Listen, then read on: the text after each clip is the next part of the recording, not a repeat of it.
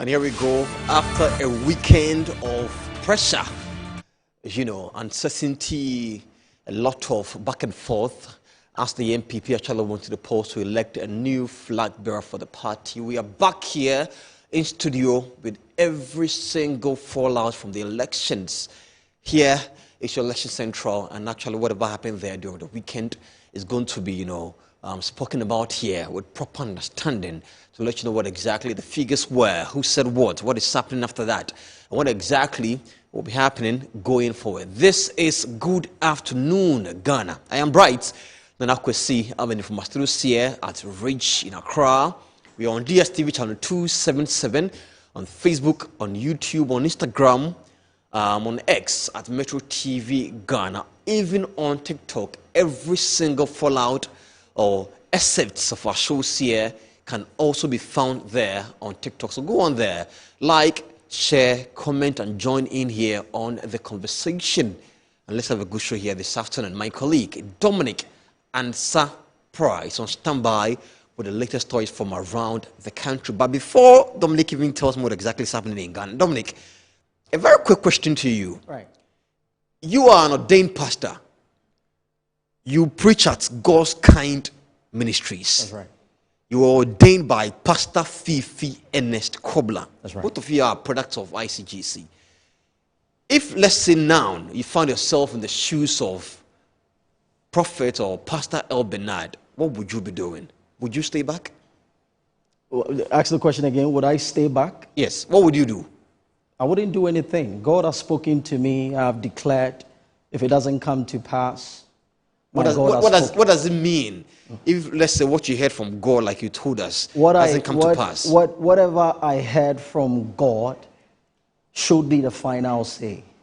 If I declare and I project the prophecy, it is for you to work on the prophecy. The Bible said in Timothy that, my son Timothy, for whatever prophecy that has been laid upon your head, you should wage a good warfare so that it comes to pass. So when God speaks to me as a minister of the gospel, I proclaim, I project it. I don't expect you to come back to tell me that it hasn't come in fruition, so therefore I should resign or you chastise me. God spoke to me. But if it doesn't happen, if it doesn't come through, does it mean you didn't do a good follow-up, or probably you just didn't hear right? It's not about it doesn't happen. It must happen. Right. And somebody must work towards the happening. That is why I quoted Timothy to you that whatever prophecy that has been laid upon your head, every man of God that has projected a prophecy over your head, it is for you to wage a good warfare so that it will come to pass. Right. So when you don't work on it, God has spoken and it ends there. I'll come back to you, but let me allow you to, tell us or give us the details of happenings from around the country. And when you're done, I have just about 2 or 3 questions still on this matter. So Dominic Ansah Price will stand by the latest happenings from around the country. Well, many thanks. Brian, thank you very much for that. My name is Dominic Nana Kwame Ansah Price. Headlines is up next.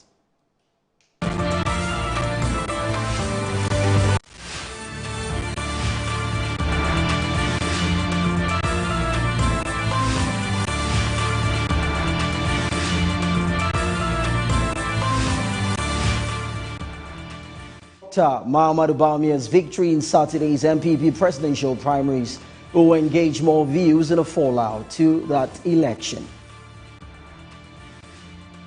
And our President Mahama in Dubai to participate in the 2026 World Government Summit, a high-level global forum, bringing together leaders to shape the future of governance. And now the municipal and district chief executives in the Volta region sign on to a performance contract in a significant step towards strengthening accountability. This and many other more coming your way in 30 minutes. Do stay. We'll be right back.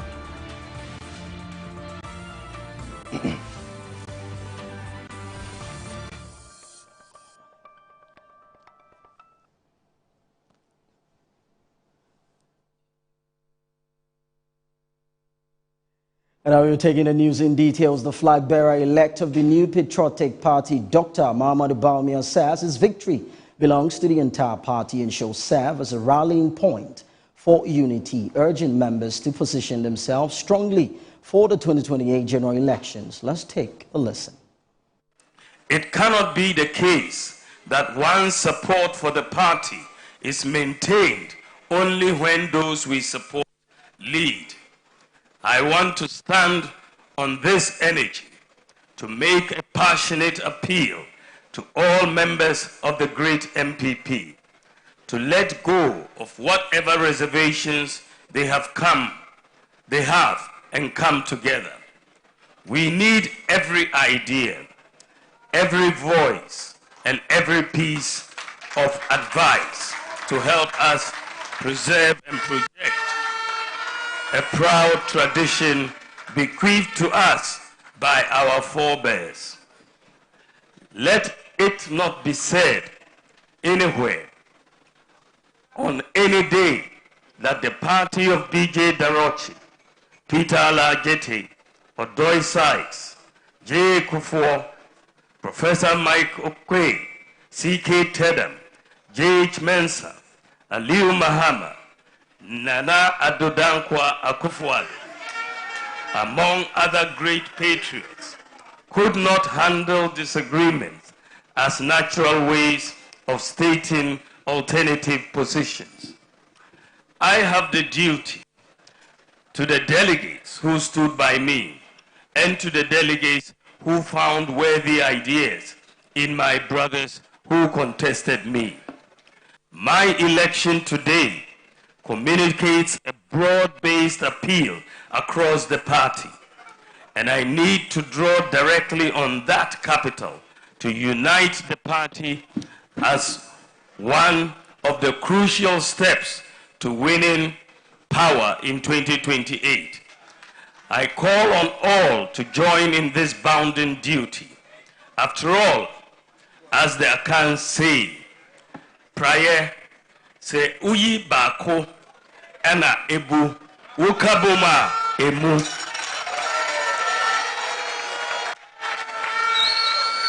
United we stand and divided we fall. As we embark on this crucial journey to rebuild our brand and reposition our party for electoral glory, let me remind you, dear party members, that whatever we have gone through during the past few months is not new in the politics of Ghana. We have been through this on a number of occasions, and on each of them we have shown we have even emerged. We have shown that we have the resilience and fortitude to overcome and even emerge stronger, and herein lies the opportunity.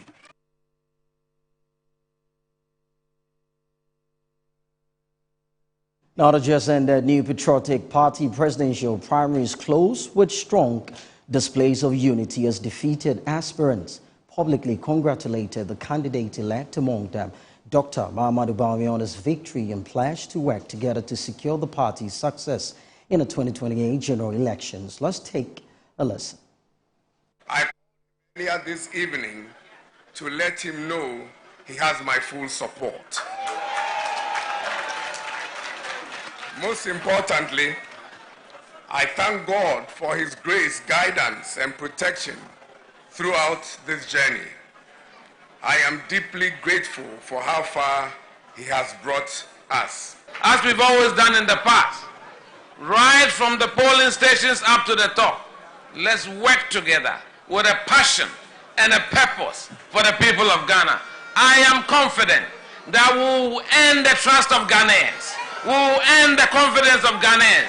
And in 2028, the elephant will be back. Congratulations to all of you. I want to say I accept the fact that I did not win, but I know somebody has won.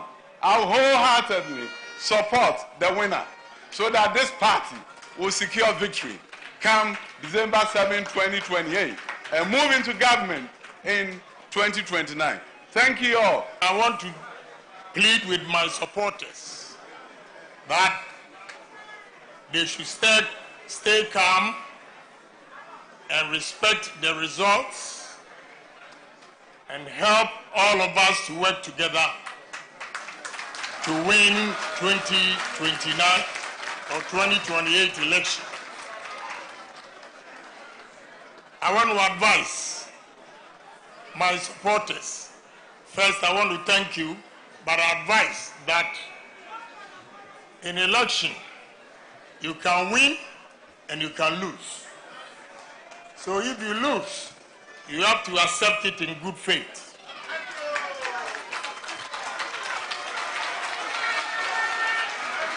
So let's all of us throw our support to Dr. Mahmoud Bawumia, the flag bearer.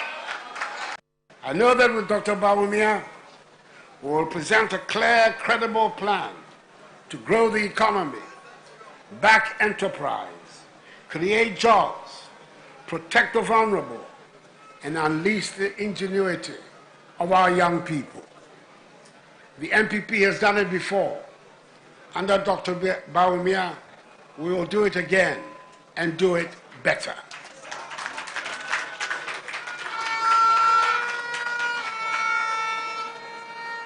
My commitment tonight is simple.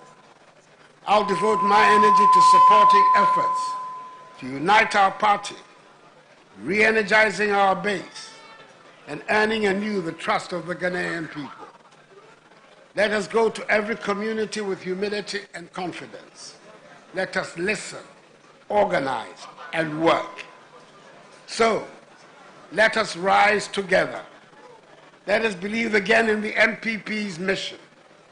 Free the energies of our people. Reward hard work. Uphold the rule of law. And build a Ghana where every child can dream and every citizen can develop. With unity as our strength and service as our compass, we shall prevail again. Congratulations, Dr. Mahamudu Bawumia, and your beautiful wife, Hajia Samira.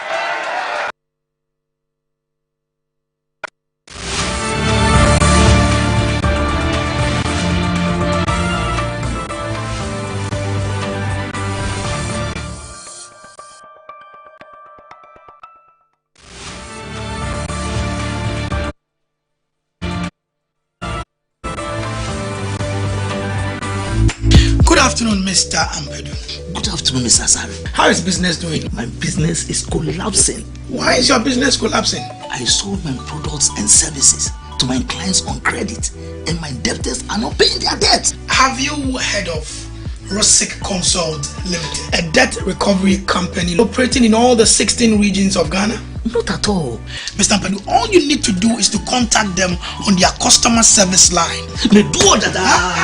I recommend Rosic Consult Limited, a debt recovery company to financial institutions, businessmen and businesswomen, other companies, and also individuals. Rosic Consult has 98.4% debt recovery rate. We have professional debt recovery managers. You are assured of swift debt recovery. No recovery, no commission. For Rosic Consult Limited, no more write-offs. And we pre-finance the recovery ourselves.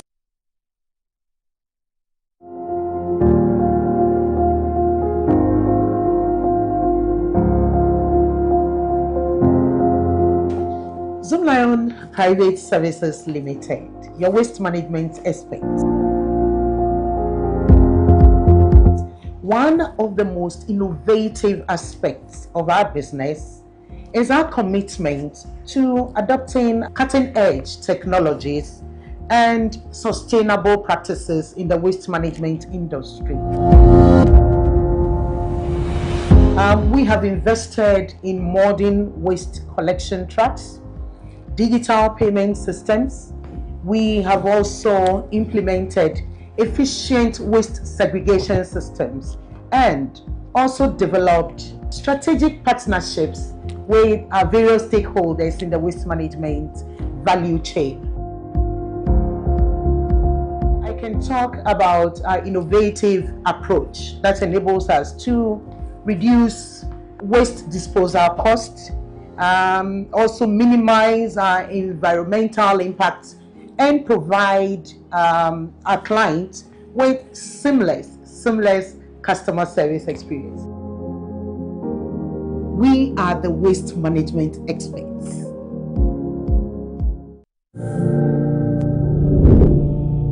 This is a chance of a lifetime.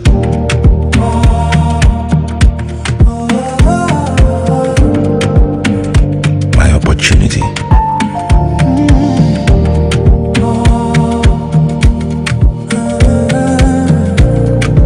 Your opportunity.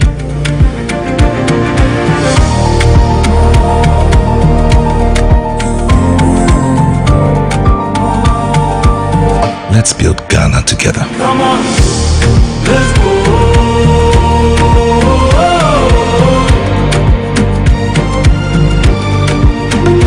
Come on, let's go.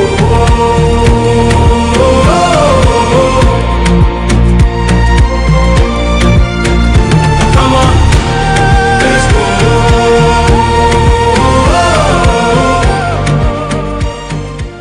Oh, we are the number one. The 15th Gold Bond RTP Awards 2025 is here. The prestigious award is slated for Saturday, 7th February 2026 at the Accra International Conference Center. Red carpet starts at 6 p.m. The event will also award the top 10 most performed public company CEOs of 2025, with lots of artists performing on the night. The 15th Gold Bond RTP Awards is powered by Big Events Ghana and sponsored by Gold Bond, Visakin, RTP Media Training Institute, RTP Skills Development Institute, RTP Mall, Agrifet Ghana, Cocofet, Knee Fashion, Coco Trade Ghana, Ride Along, A to Z Auto Services, and Specialized Mineral Water. For Desmond Okreku Danso to win the Best TV Male Entertainment Show Host of the Year award, dial *920*111# and enter nominee code 134 to vote.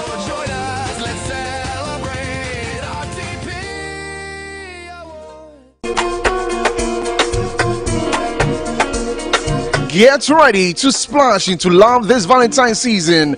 Join the Campus Red Pool Party on Friday, 13th February 2026 at the Bayview Village, Atomic Junction. Rates is 60 cedis for singles and 100 Ghana cedis for couples. Time is 4 p.m. sharp. Come in your red bikinis for the ladies and red shorts for the gentlemen. Don't miss out on the fun, games, and vibes. Campus Red Pool Party. Love is in the air.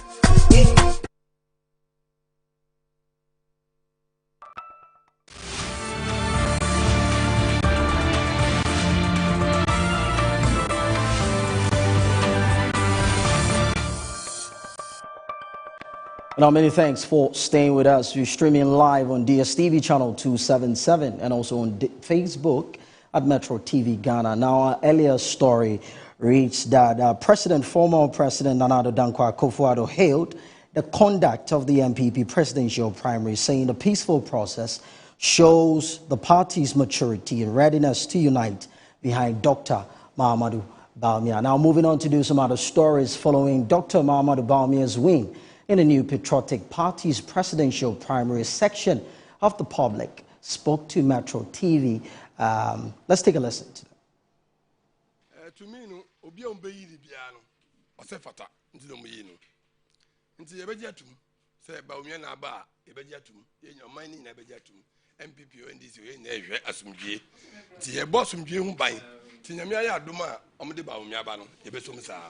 My expectation is they're supposed to bring Kennedy Agyapong so that he can lead the party, because that man, he don't know nothing about the economy, you know. So it's our wife. We go beat him, really. We are beating Bawumia. We are going to beat Bawumia. Why? Oh, it's our wife, our old wife. So we are going to beat him. So he cannot do anything. So we like him. So who were you expecting to win? Kennedy Agyapong supposed to come. He is a good man. He can do well. He can do better. He can say the truth. If you chop money, we go beat you. When it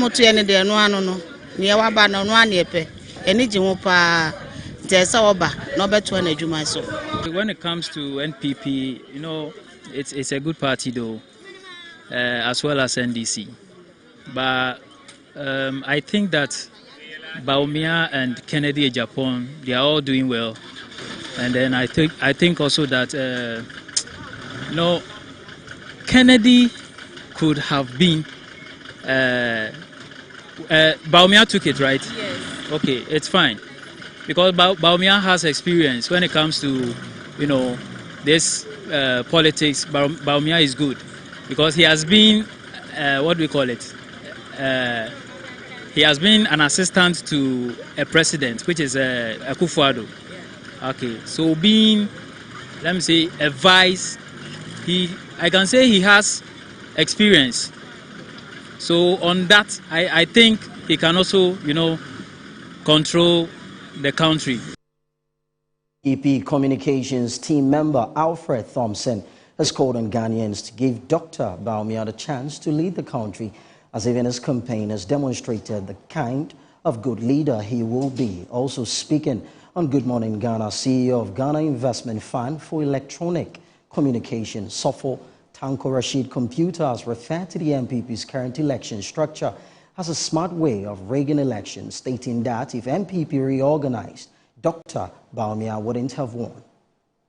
If they had gone to do a reorganization of the party, they would have factored in this new 2,000 plus polling stations and create polling station executive for those centers. Okay. Are you getting it? Okay. And the delegates list would have increased. And this number, if this number had increased, Dr. Mahmoud Bawumia would have lost the election. This is a smart move of rigging the election. Tell them that let's do this one first before we go for the reorganization. Interesting. That's what they did. I told you that the Alisa group, they were smart people. They were smart people. They knew that, look, if we do this bottom up, this our established candidate will lose. Because this performance he got at the national election, it cannot go anywhere. So let's quickly just use the same old data. And send him, at least, if anything at all, if there is a falling, maybe 2% falling or 3% falling, we will still win. And so he fell 4%. It was a masterstroke. So he fell by 4% and still won 56. But if they had gone to do their branches, constituency, regional, and national, with this current data, there was no way he was going to cross anywhere. They would have beaten him hands down. He would have lost this election.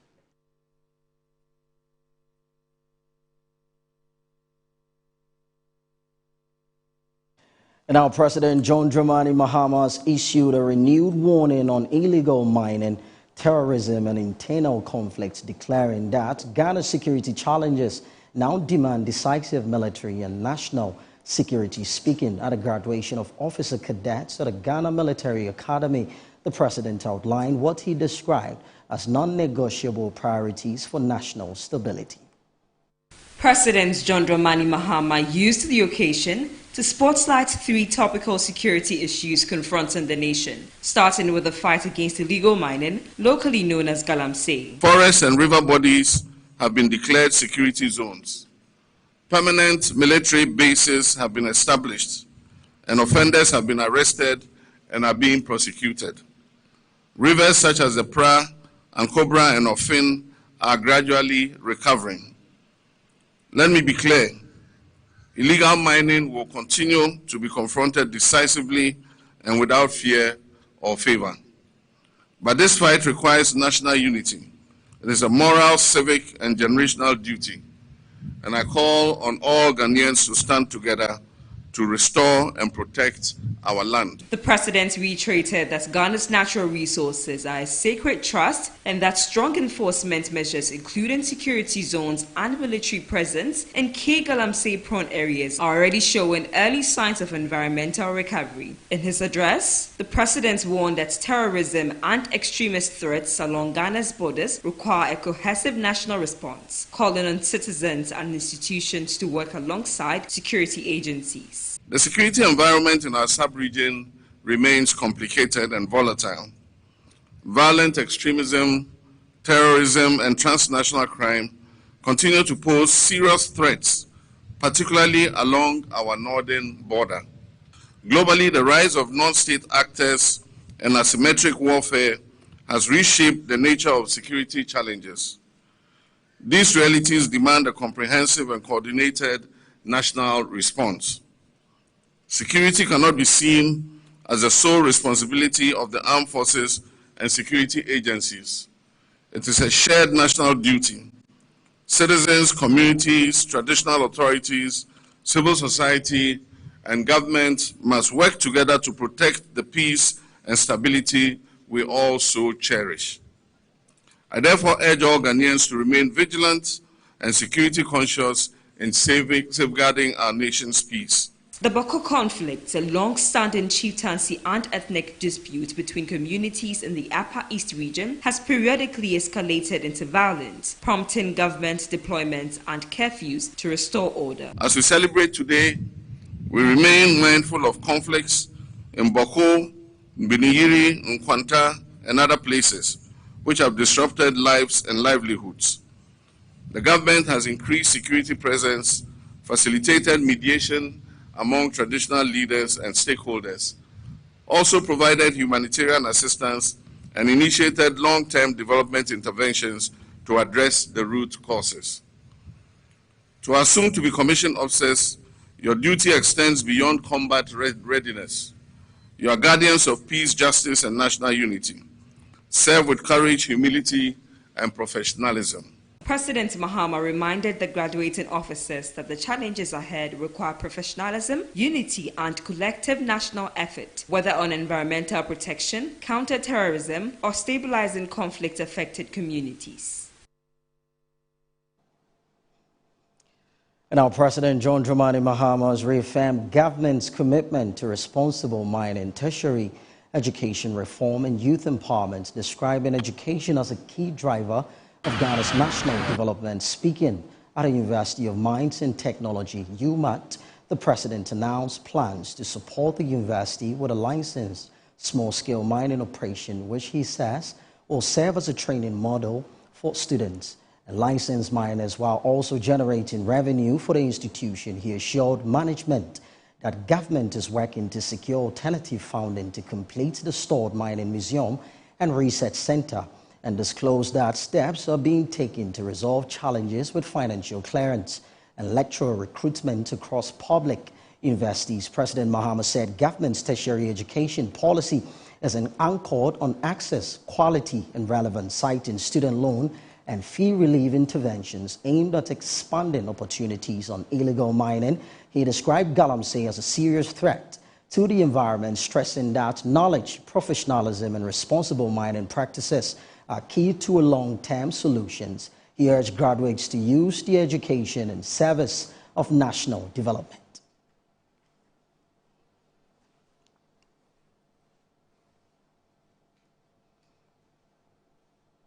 And now still staying on President John Dramani Mahama, who arrived in Dubai to participate in a 2026 World Government Summit, a high-level global forum bringing together leaders to shape the future of governance. President Mahama departed Accra aboard on aircraft provided by the President of the United Arab Emirates and ruler of Abu Dhabi, His Highness Sheikh Mohammed bin Zayed Al Nahyan, which conveyed the President of Ghana from Accra to Dubai and on to Lusaka after the World Government Summit. President Mahama arrived in Dubai in the early hours on Monday, February 2nd, and was welcomed by His Excellency Sheikh Shabout bin Nuyad, Minister of State of the United Arab Emirates. The 2026 World Government Summit themed Shaping Future Governments convenes governments, international organizations, thought leaders, and private sector executives from across the world, and serve as a platform to strengthen international cooperation, explore innovative solutions to global challenges, and inspire the next generation of governments.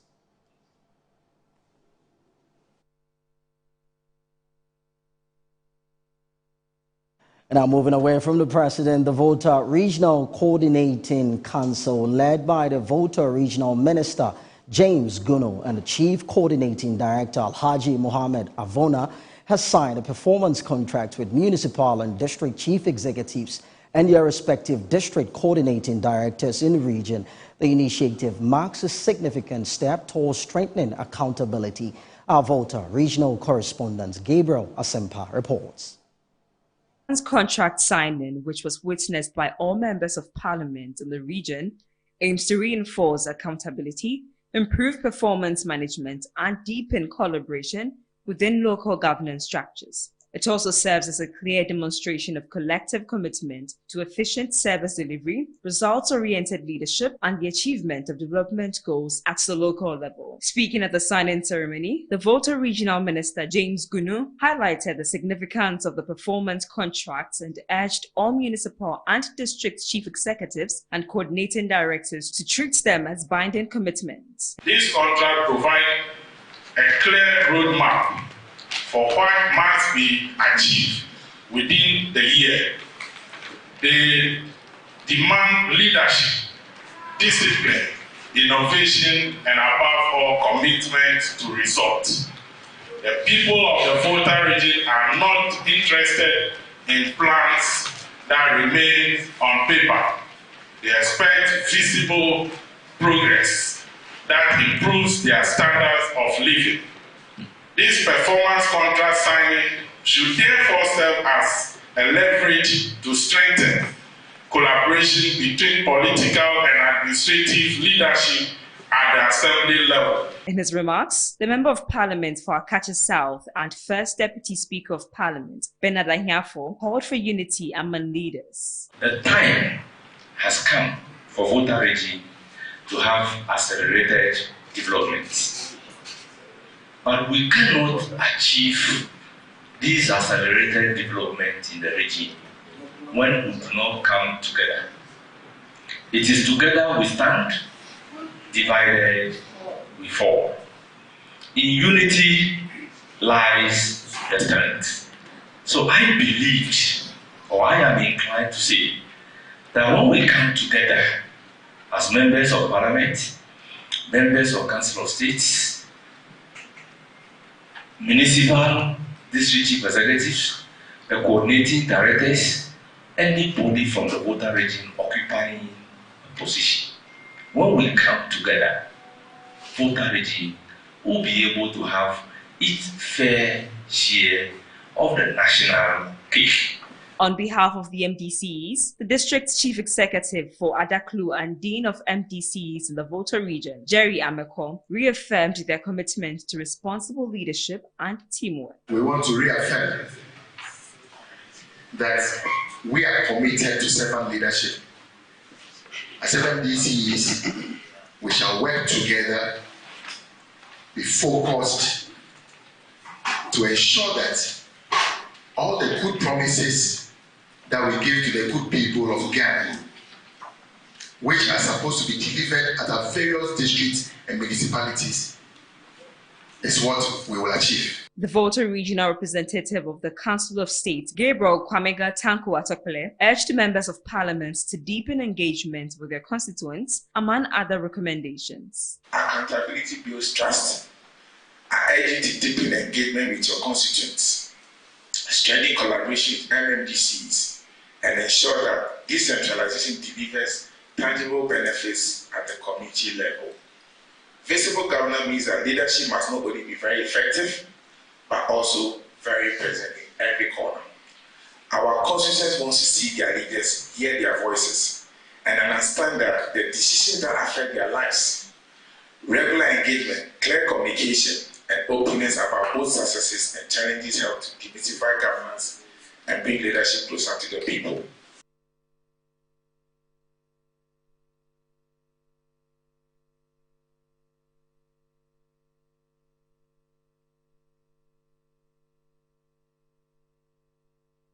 International has been officially inaugurated in Accra, where the executive chairman of the Jospin Group, Dr. Joseph Siawo Japon, inducted as a member. The induction ceremony was held at a breakfast meeting that brought together business leaders to reflect on faith-driven and ethical leadership. Event convened business leaders and professionals emphasizing ethical leadership and faith as key pillars for building transformative and sustainable businesses across Africa. The gathering was led by the executive chairman of Jospin Group, Dr. Joseph Siawo Japon, who also served as a keynote speaker. He was joined by members of the Jospin Group, reinforcing the collective spirit and shared values that define the occasion. Renowned for building one of Africa's most influential indigenous business groups, Dr. Siawo Japon reflected on his personal journey describing his life as a testament to grace, resilience, and divine direction. He traced his rise from modest beginnings to continental leadership, underscoring the role of faith, discipline, and perseverance in overcoming adversity. I've sold everything. Jewelry, when it is Christmas, I will sell jewelry. When it is Easter, every business I'll try. And through that, I set up a Josport printing press. In fact, this is a typewriter I use in printing some exam questions for schools. At that time, computer was not available and other things, so you have to use Cessna's stencil, and I use this one to be printing as a commission agent and stuff. So I'm a physiology, a person of the physiology that you don't need money to start business. You can become a commissioner agent. So I became a commissioner agent, sold things more, and then my mommy supported me with 30 CDs, and I set up a printing press. And then through this, we started what we call morning devotion. So we started, when we go, we start morning devotion, praying, and then the business started growing, developing.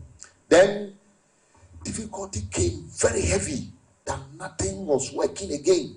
So I've gone to a place to pray at Begrom, and then I saw a beautiful building using and collecting trash. I said, this one, it was 3 days. So fasting 3 days and other things. I saw that beautiful building. I said, no, this doesn't connect with me. A very young, handsome boy. How can you use waste and other things? So I disconnected myself out of it. Then 2004 was election. I've gone to China. Then I went to the Ghana embassy, the Ghana missionary, that, can you get me, it was my first time in China, can you get me somebody to assist me to buy a t-shirt on the market? Then a guy took me. So when we were going to buy the t-shirt, something flashed and I saw this tricycle. And something came on me that I forgot that I'll buy even t-shirt. So I bought few t-shirts, bought tricycles, put it in a container, and then that evolved what we call Sumlayo. The national president of FGBMFI, Ghana, Emmanuel Baba Mahama, described the inauguration of AH chapter as both strategic and prophetic. He highlighted the alignment between the fellowship's vision of establishing chapters in every nation and Dr. Xiao Japon's Pan-African business footprint, describing the chapter as a practical platform for advancing faith-based leadership. Full Gospel International, Businessmen's Fellowship International, Businessmen's Fellowship International Ghana. I want to extend to you our heartfelt gratitude for making this place available to us. In fact, through your generosity, we are seeing the gathering of, I believe, hundreds of people. And it's a first fruit of what God will begin to do, not just in AA chapter, but in other that will spring up. And so, in recognition of your commitment to full gospel, I want to pin you officially as a member of full gospel. The ceremony ended on a note of gratitude and quiet optimism, with participants describing the gathering as both uplifting and reflective. Organizers noted that the AH chapter is expected to play a critical role in nurturing principled leadership among emerging entrepreneurs, in line with the fellowship's mission of transforming lives and businesses through faith. Well, that's it for the news update on current affairs. And good afternoon, Ghana. With me, Dominic Nana Kwame Nansapra. We're crossing over to Bright Ameni for the rest of the program. So much for those updates from around the country. And he is an ordained pastor. God's Kind Ministries, ordained by Pastor Ernest Fifi Kobla. I mean, I ask a very simple question. If you should go and make a prophecy and it doesn't come through, what will you do? You say that it must happen, but if it doesn't happen, what are you supposed to do? I will still stick with God. Thank you, Dominic. So, don't you go, I'm still here with Kosi. You know, I was just about to say senior. That's how I call him in the newsroom. So, Kosi Efriye, has joined me here in studio. We'll be talking to a man of God who finds himself, in the midst of the MPP elections. Kwesi, good afternoon. Why does it feel so heavy calling you Kwesi like that? It feels so. It's important. It feels unnatural. It has to be. It has to be. It has to be. I am very good. I hope you are well as well. I'm trying. Yes, I'm trying. But a quick question. I know you are really also deep into the ministries. If you should give a prophecy and it doesn't come to pass, what would be the first thing you do? Would you resign? Would you stay back? What would you do? I want to understand what actually goes through people's minds, people like you. Well, I think and I believe that prophecies have to be worked on.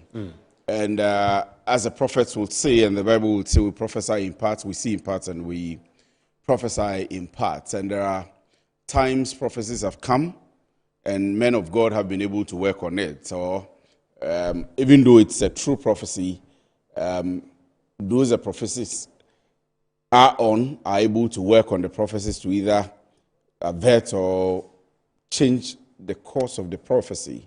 Right. And on that note, it makes it very difficult to be absolutely or overly confident about prophetic messages. To say that, for example, nothing at all will happen, especially in the space of time. Right. So, I mean, I am not a prophet, or not yet. If I ever become, I'm sure that I will be too cautious in my statements and in how to caution people to work on it. And in my thinking and belief, I even think that prophecy is to edify, like the Bible says, to correct, to, change the course of people towards righteousness. Right. Yep. I'll be here, but then I'll be quiet because I want to listen to you.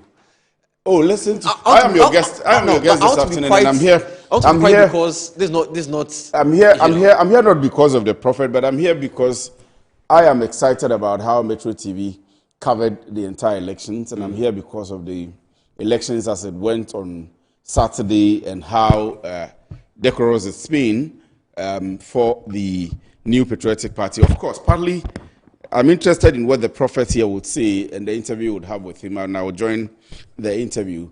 But I'm interested because most of them had said there will be chaos, there will be blood, there will be misunderstandings. The losing party may oppose the elections. And we've seen, I'm concerned because we've seen the interest, the NDC, the interest, the MPP, the two leading political parties in the country, play in the national discourse on economic development of the country. And so anything that happens to them has a direct bearing on employment, on the politics of the country, on the socio-economics of the country, on even fuel. You'd see that sometimes when we put certain news up, IMF can pick it. Investors who were expecting the Free Zones Authority, all the institutions here that are supposed to attract investors to grow our economy, the news items, the things the prophets say, that borders on these political parties are read by investors. It borders on our political stability. When people want to come in, they think of it. So I get interested with everything concerning the NDC and everything concerning the NPP. And that's how and why Metro TV, we followed keenly, and we didn't leave the prophets out. And we took their word with keen interest that if this chaos begins to happen, how is it going to impact on our economy and on our employment? So, I mean, all in all, we have been monitoring them and following them. I see Prophet Emmanuel, you may be introducing him, but I see him seated already. But, I mean, I am excited about whatever happens. And Metro TV did a very good job, from the production team to the presenters you had on the day to the production assistants to the entire setup. I think that there is room for improvement, but so far so good, and everybody should keep watching Metro TV. The best is yet to come. Right, and so we've also been joined by Prophet Emmanuel Walase. He is head pastor for Conquest Chapel International in Kumasi, and he's seated right on my left-hand side here with me in the studio here at the Ikwa Boyma studio. And so we're going to start a conversation, but the greater part of this conversation, I'm really going to allow Kwesi Free to do this. He's running away. Tell him that he wants us to do it together, but I'm really going to allow him to do this because, matters of the spirits, it's a bit, yeah. You have to be a bit careful what to say about it. But anyways, thank you so much for joining us. We are grateful. Thank you very much. I've seen your video circulating. Yeah. You've been jubilating. Exactly. Are you jubilating in honor of your own prophecy or somebody's failure? I was just glorifying God. For what exactly? It has not been easy from day one. I've been giving prophetic declaration concerning elections, but this one is different altogether. I mean, you had other prophets calling you, lambasting you, attacking you, calling your wife here and there. It was too much. And I saw that God glorified himself, and God also glorified himself in my life. And in all things, we should give glory to God. I was just doing it to the glory of God. Now, let's cast our minds back. Before the elections, what exactly was your prophecy?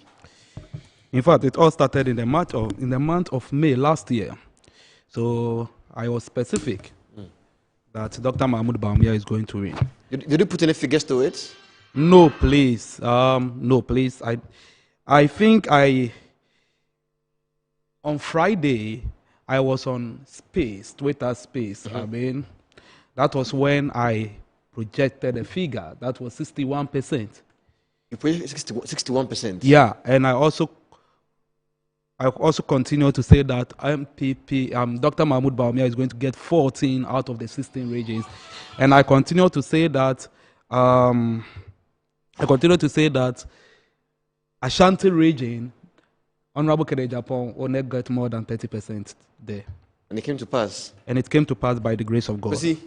Can you come in for me, please? So I'm going to come in, but my first question will be about data versus prophecy, whether prophet has been following through on the kind of data that we have received so far and the media has been publishing.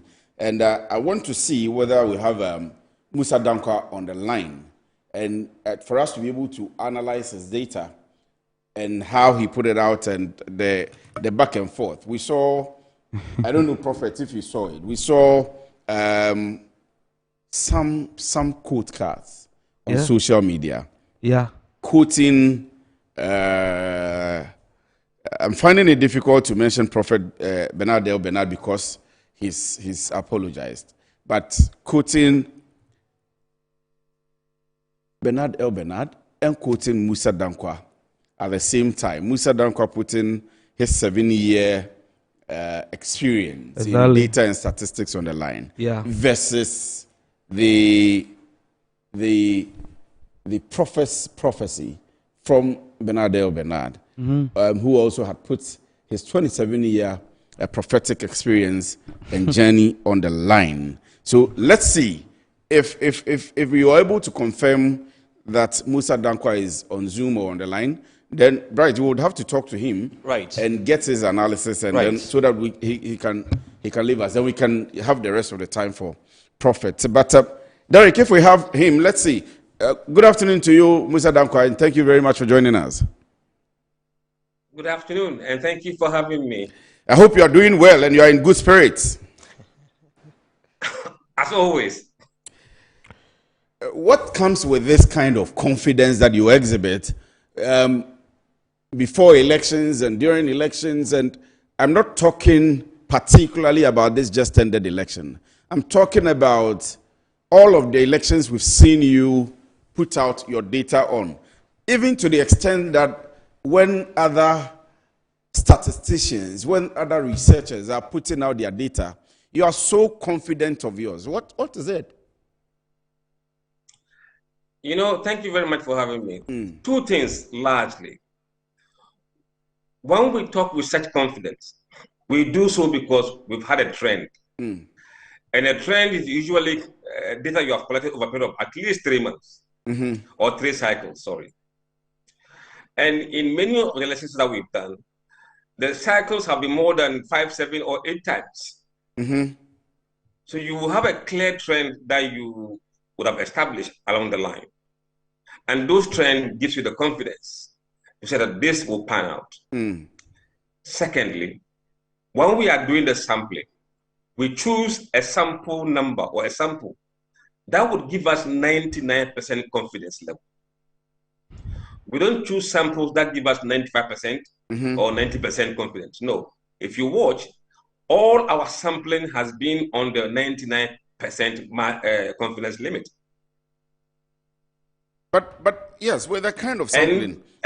Yes, go ahead. Let me allow you to finish that before I come back in. Please go ahead. And thirdly, no matter how good the sampling or the sample size is, you must ensure randomness. Randomness. That's the key. Do you do this discreetly or openly? Because with your kind of sampling and in a targeted group, I mean for researchers, in a targeted group like that of the NPP, where respondents know exactly what you are going to use the results and their responses for, is there not the possibility of they deceiving you? Because your confidence level, as you tell me, is 99.9. And that's why I began the question of how are you so confident? Is there not the possibility of they have they deceived us? No, they haven't. They haven't misled you. But again, there is a possibility. You are not concerned about that? That is why it is not 100%. That is why the confidence is never 100%. It is 99% this time. There is always a margin of error. And look, unlike other researchers, we are known. When we call them, we say we are Global Info Analytics. They know us. Oh, so they know you. Identify who they are. Yes. Wow. And so they have confidence in talking to us than other people. Let me ask you this also. You remember that Professor Smartsapon in the 2024 election had a greater sample size and across the country than yours, but you got your figures so accurately right. So in circumstances like that, what happens? How do you do it? I'm really concerned, and I want to know how you are doing your work that you get it. I don't want to mention his numbers, but most important thing you have to do is to align the sample to reflect regional kind of weighting accordance with EC register. Make sure that you don't give any region an advantage, undue advantage over the other by your own wishes. Ensure that it is in line with the EC register. So we always use the EC register as a frame for the sample or for the sampling. Don't deviate from that. If you go and give Eastern region more votes than Greater Accra, you know what you're going to get. Let's now come to that kind of. Go ahead, please. Go ahead. That kind of proportionality is key. Right. Let's now come to the just ended elections. For us, the lay people who may not have gone too much deeply into research, we had seen lots of campaign, lots of noise, so to speak, quote and unquote, by at least the top 3 candidates, and some felt that it could easily be Ken Agyapong. You had predicted, and you had given us the exact figure, 57. The actual figures after the elections were so close. What exactly went against Ken Agyapong, per your data? Look, he would have gotten around 28% if he had gotten his campaign on track and discipline. And Brian would have probably gotten the 13% we gave to him. And Bawumia would have gotten 57%.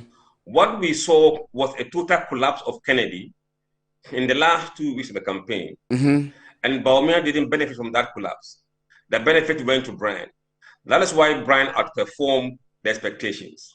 And Kennedy really underperformed even the expectations. Now, what happened in the last 2 weeks? I mean, it's not news. We all saw the video of Kennedy attacking Bawumia as a liar, calling him a liar in the statement. I think that was the straw that broke the camel's back. There were delegates who were trying to decide as whether they should go to Kennedy or they should go to Brian. And I think Kennedy made it much easier for them to go to Brian and elsewhere than to him. And then again, I mean, those kind of shifts was really dramatic. And there were those who had actually planned to vote for Kennedy. But on the basis of what he said, they got, appalled and abandoned him. So would you ascribe it to the person of Kennedy Ohene Agyapong or his handlers? Because like you said, in the run-up to the last 2 weeks where things had turned around, it looked as if his attitude towards the entire campaign and his demeanor had come under some kind of organization by the handlers, and people were beginning to appreciate his new state. But in the last 2 weeks, of course, as you say, and per the data available, it changed. Is it a problem of Kennedy Agyapong and his personality, or the handlers didn't handle him well? Okay, let me say it this way. I think the handlers have done very good job till the end, 2 weeks before the election. But I believe that, I don't have the facts. The way Ken reacted, he may have seen some internal polling data that showed that he wasn't going to win. And he needed to do something dramatic to change the course of the race. And what he did, though dramatic, it didn't go in his way. He rather cost him votes. I believe he may have been reacting to internal polling data that showed that he was not going to win. And the response was a frustration of a candidate who thought he was going to do better than what he was being told by the campaign, internal campaign polling data. Right to say, I would let him come in pretty shortly. But Musa, Bawumia is a candidate. So whether the country, the NDC likes it or not, all of us, in 2028, he's going to be on the ticket of the NPP against the NDC. You have said that for the candidates that you have put up, projectively, even though the NDC hasn't selected any candidates yet, but the ones that we are seeing around, it will be difficult for Bawumia to win against any of them in the current circumstances. But within the next 3 years, what do you see per trend analysis? Look, the two top NDC candidates are leading very comfortably in terms of the scenarios we've put out. Haruna Iddrisu and Ato Forson. Now, the fortunes of the NDC is tied with how they perform in the next 3 years. Now, if the way people are feeling currently is how they will feel in 3 years' time, I have no doubt that it will be very difficult for Bawumia. That is the reality of today. But for now, what they said they would do in case there was an election is based on the sentiments today. And if the sentiments in 3 years' time is that of gloomy, then trust me, the numbers will shift. But my last question before Bright comes in, and this is on a very light side. I know you are very active on social media, and so I follow you, religiously. Some people put up on social media that you have a spirit to back your data, and that's how come you get it so right. Musa, is this true? Absolutely no truth behind it. Entirely data science, rigor, quality control, and taking your heart out of the data. No emotions at all. Because they are saying that, yes, you are doing the science and data, but what the professors are seeing, you also see, so you can easily laugh at them and tell them this won't work. Mine doesn't have anything spiritual about it. Okay, Musa, Bright to say, I'll let him take over, and then we can go ahead. But let me quickly ask you this. I saw a video of you in a conversation where you said, when you hear people say that you conjure figures in your room, you get hurt. Why? Oh, because look, a lot of young people in this country volunteer for us. And they spend their lives in the bushes and towns and villages around this country. Some get snake bites. Some use the plantu, what do we call it, to cross rivers. Some use motorbikes and they get involved in accidents. So if after going through all this, you are saying that we are conjuring figures from our bedroom, it hurts. Now, we had a conversation with Miracle Sabuaje prior to the elections, And he said that Dr. Mahmoud Bawumia's campaign was based on the winnability and the consistency that they are trying to project. Now he's won. It may be early days yet, but if you are to make projections into the future, these two words, winnability, consistency, how powerful could they be going into the next elections? Look, elections are won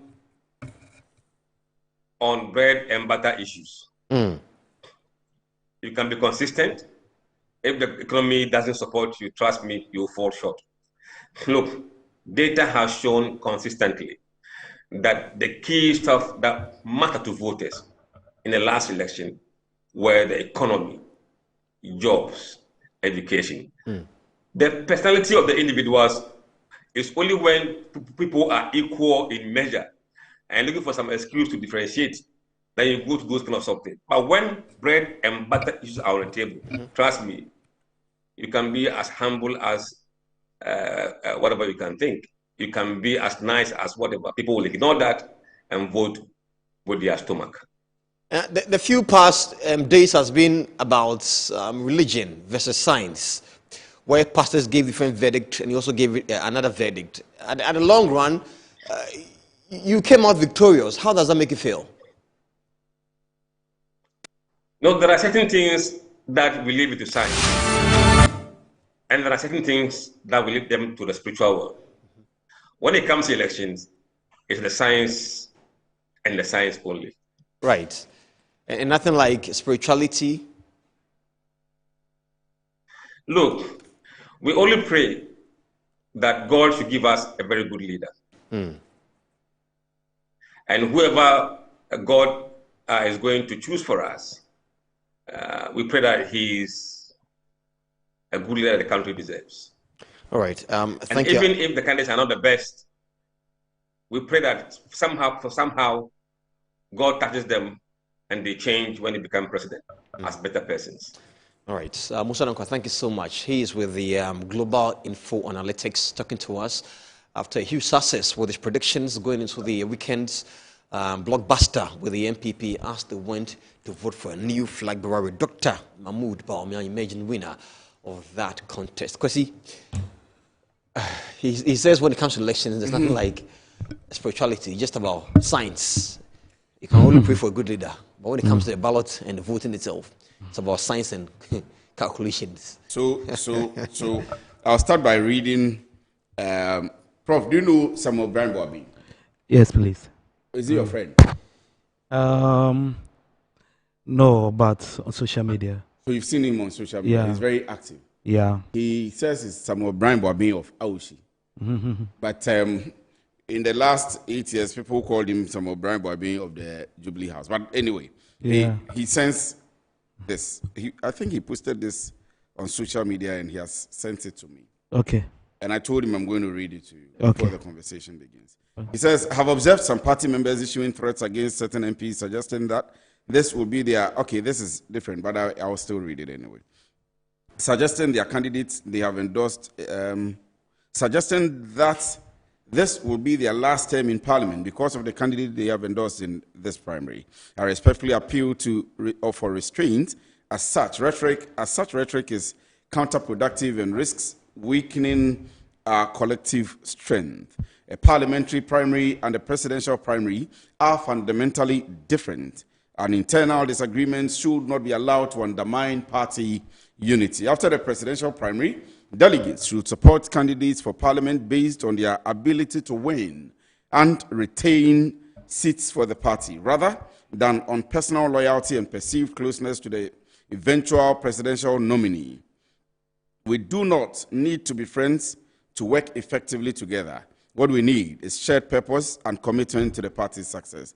Whoever emerges victorious in Saturday's primary will still face a significant task, building consensus and bringing on board the nearly 45% of party supporters who may not have voted for him. The 2028 election is a must-win contest. Failure to secure victory could leave our party in opposition for another 8 years. Unity, discipline, and strategic cooperation must therefore be our guiding principle. Now, this is where he comes to you. He had nothing to do with Bawumia's victory. That's Samuel Brian Bobby. Wow. What happened to his prophecy that the primary will be violent and that someone will be shot? Kwesi, I could also call myself a prophet or poster because what I wrote on Facebook 7 days ago came. So what he wrote on Facebook 7 days ago is what I have read early on. Came to pass. My prediction was more accurate than Hayes and Moses. Hey, Samuel. So Samuel. So the early statement I read, you said the nearly 45% who would be in the opposing side after the election. So I've told him I'm going to read, and he is asking me whether there is anything spiritual about his statement. But would you want to respond? No, there is nothing spiritual about it. So far as he doesn't believe in prophecy. The truth of the matter is that his people, the leadership of MPP, believes in spirituality. And they knows that some of us pray for them. But he says you didn't have anything to do with the win. Yeah, I prayed for them. He knows. If he doesn't know, he should contact the leadership of the party. I played a major role. Whatever I have to do, I did it.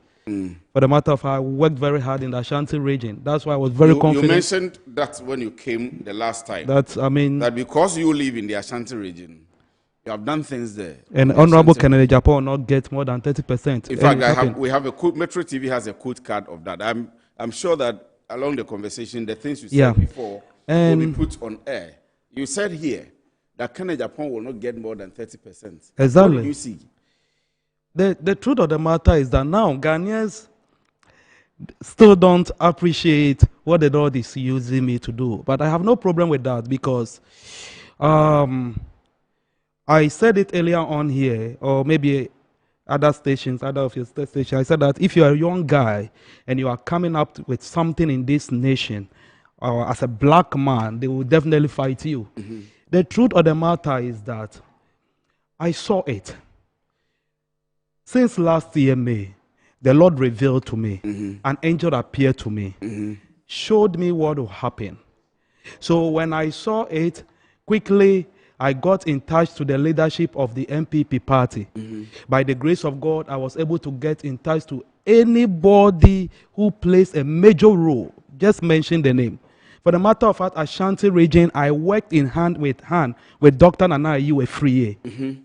And it's on record. Yes, and in his constituency, it was serious. Yeah, I worked in Ashanti region. When you call him, So what did you do? You did a quanchera against Kennedy Agyapong. Oh, yeah. I mean, there is a prophetic direction. Elections are not won by polls, won by spirituality. I mean, I'm telling you for the fact. It's about spirituality. Did you travel to other regions? Yeah. Even during the last days, I have to quickly move to Nkoko to do some few things there. That is a day. I think that the election was on Saturday. On Friday, I have to quickly move to Nkoko to do something and just get back to Accra. Because it's spirituality. So what did you do in Nkoko? Oh, I went and do something the Lord showed me that I should do. You went to bury something? No. It's just a prophetic direction. But what did you do? You went to pour oil or you went to put an oil in there? So what did you do? Mr. Free, I went there and prayed. I mean, for the sake of evidence, and to be able to concrete whatever you are saying, just give us a clue of what actually you want to do there. Just we actually get a perfect understanding. I went there and prayed and did some few things which the Lord directed me. You know Prophet Nigel Gezi? Exactly. He had also prophesied that Ken cannot win because he rose against the men of God. And he showed his Akwanchere live on air. He put Kennedy Agyapong's name on paper, tore it and put it in a bottle. I can't do that because I've really worked very hard. I am telling you this. I have really worked very hard for them. So if he is saying that he should contact even the leaders, the ACE, all those, including Dr. Mahmoud Bawumia and everybody, that who is... Did you go to the north? Oh. Mr. Free, this is by the roadside. I cannot say everything. But I went to other regions. You traveled to other regions? Yeah. To do a Akwanchere for them? I was in the western region. I think 3 weeks ago, I was in Takoradi, I was in Takwa, in the western region, came back. Is the elections about, you see, I'm not going back to the things you have said because we have evidence of all the things you said. Thank you very much. I was sitting here with you. You were telling me, in fact, what is even amazing for me is that on the 30th of January 2026. Sorry to catch you, but that is a celebration.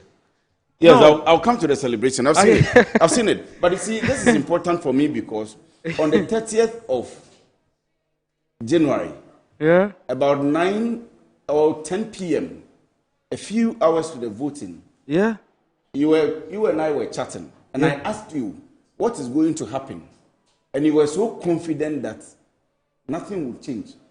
DMB will win. Yeah. And I'm asking, is it about the people? I was not afraid. I was not moved. Men of God keep calling me. Are you fine? Are you okay? And I say, yeah, I'm in high spirit. They should get some Coke and some popcorn and take, because I know it's going to happen. I am not bragging, but by the grace of God, I see things. And so when we are talking about the prophetic, it is not about age and it is not about title. It's about mandate. And in this season and this time, God told me He is going to use me to set the next president in this nation. I am repeating it again. The Lord told me that the next president of Ghana, I am going to be the one who is going to set that person on the throne. Okay, let me ask you this. Now, anyway, my producer says I should ask you whether you brought some of the cake. No. Concerning the cake, right? Yes. Let me just explain it because, I mean, before entering here, 2 radio stations called me concerning this same cake. People are lambasting me on social media. Hey, prophecy celebration. They don't know what happened behind the scene, the threat, the cause, so on and so forth. And some of the things I personally didn't want to come out. The threats, the unknown cause that people call men of God, prophets, they call my wives. One, your husband. No, you had mentioned here that Prophet El Bernard called your wife. I mean, I don't want to go back to. So after this thing, I was in my room. I mean, I had, before, around 3 o'clock, I had a call. They said, Prophet Walasi, it is done. I said, oh, I was just watching. I said, no. We have about 17 constituencies. No, we have collected everything, and we can see. But we started the conversation with you. So did you bring us some of the cake? So let me just explain it here. It's important. Let me just explain it. You can see my prayer team. Yes. Okay. That's them there. That's my prayer team. So when they were coming, they brought the cake. So it wasn't for from the you? matter of fact, for the matter of fact, God is my witness. I did not even taste the cake. I did not even. But we want to taste it. We want to taste it. Yeah. So, so when this thing, some of my guys took, they started taking a video of it and stuff. I don't see any problem with it. People can lambast, say whatever, but it doesn't change who Prophet Walasi is. God is still using me. God is speaking through me. And any word I will declare by the grace of God, it shall surely manifest. So what you are saying is that if in 2028, it is NDC that is going to be, somebody from the NDC that's going to be the president, it is you God will use. Exactly. But now that I saw the video where Her Excellency Samira Bawumia had called you, and you were exchanging pleasantries. You were very happy. Yeah, when His Excellency John Dramani Mahama won the election, I had calls from the leadership of the NDC party.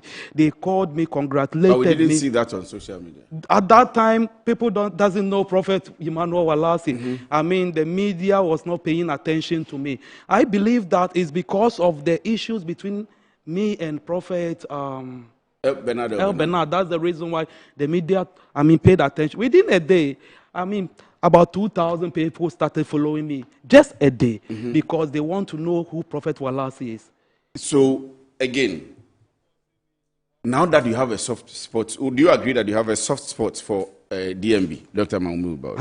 I don't agree with that. I was just about to ask him, prior to your prophecy, did you ever meet him? Are you a supporter of him? Yes, he did.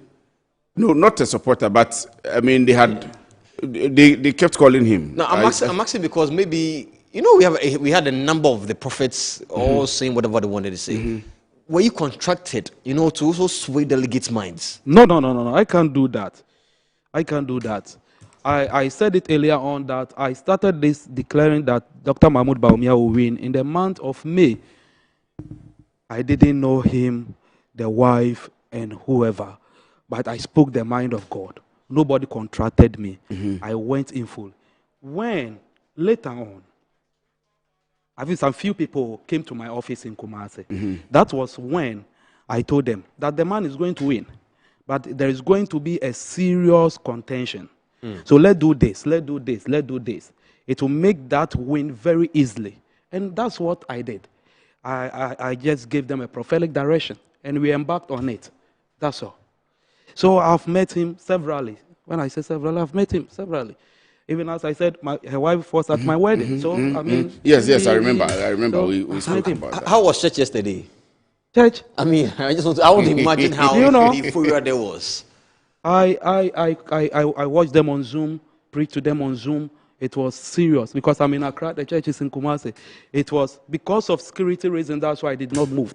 So I had some security, something that... And it was something that my people are happy. Because indeed, it's not because Prophet Walasi prophesied and it came to pass, because God has glorified himself. But you know, you're not the only prophet to have prophesied about Bawumia's victory. Yeah, God bless all of them. What makes yours or you special from the others? I've been consistent. It got to a time, some of them were trying to, some of them say, if Prophet Dr. Bawumia do not do or pray, do this. Sometimes some of them, they were trying to play some clauses. I mean, in their speeches, they use some clauses so that if the thing doesn't happen, they will escape through that window. You see that thing? Yeah. Yeah. But I was consistent. I said, the man is going to win 14 out of the 16 rages. It happened. I said, Honorable Kennedy Agyapong not get more than... You said the land has rejected Kennedy Agyapong. The land. And even on my 31st, I said, that is the end of his political career. So still, that's the end of his political career? He cannot contest anything in Ghana and win again. Kennedy Agyapong cannot contest anything in Ghana. My name is Prophet Emmanuel Wallace. Yes. So I know. That's why you see, I am reiterating some of the things you said earlier. Yeah. And to maybe for the people watching to show that you are not just talking now. You have said things before. Yeah. But are you not becoming overconfident? No. I'm more humbled like never before. Because what has just happened, I mean, sometimes I ask myself, are they were told me? I mean, you know? And you are able to say that you have seen Kennedy Agyapong's destiny. He cannot contest anything, not even a polling station executive. No. What I'm trying to say is that he can still be in politics, but he shouldn't contest in anything. He might be one day become a council of state member or something. Maybe he's not a political order for the NPP where he has to stay back. No, but if you say he cannot contest anything and win, in the NPP we have followed politics. For the NDC, we know their organizational structure. I mean, Mr. Free, he has passed. NPP, we know their political structure. It starts from the polling station. He has passed polling station. It comes to the electoral coordinator. It comes to constituency executives. It comes to regional executives. It comes to national executives. He can't contest anything. What they need to do is that, Prophet Wallace, you said this. So what should we do? I have to go before God. And, I mean, have an intimacy with God. Communicate with God. And maybe God will have mercy on him by... So can Kennedy Agyapong come and see you? No. Maybe I believe he has prophet and other. He can consult. Should he come and see you? If he is willing, but I'm not forcing him because I don't this brouhaha thing. So will you be able to change things in the realm of the spirit for him if he comes to see you? If only I go before God and ask God about it. And who will win 2028 elections? It's clear in the atmosphere. Who? When the time is due, I'll confidently come out. Is it Dr. Bawumia? I'll come here later and declare it. No, there is a Sidwin Ketia, there is Atufosin, there is Haruna Idrisu, and there is the person who is going to win Julius Debra. And then there is DMB. Who will win? The person who is going to win the NDC flag bearership has not yet been confirmed, but I've seen the person who is leading. It will take some figures for the person to know. As we speak, who is leading currently in the realm of the spirit? As we speak. Yes. As we speak. Yes. Honorable Esedu Ketia is leading. Against who? Against Julius Zebra or against Haruna? Against anyone. So Chairman General Mosquito Esedu Ketia, as you say, in the realm of the spirit, is leading the race to become the flag bearer of the NDC. But it is not confirmed. Yet. It is not yet confirmed because I was talking about there are some figures, there are something he has to do for it to be confirmed.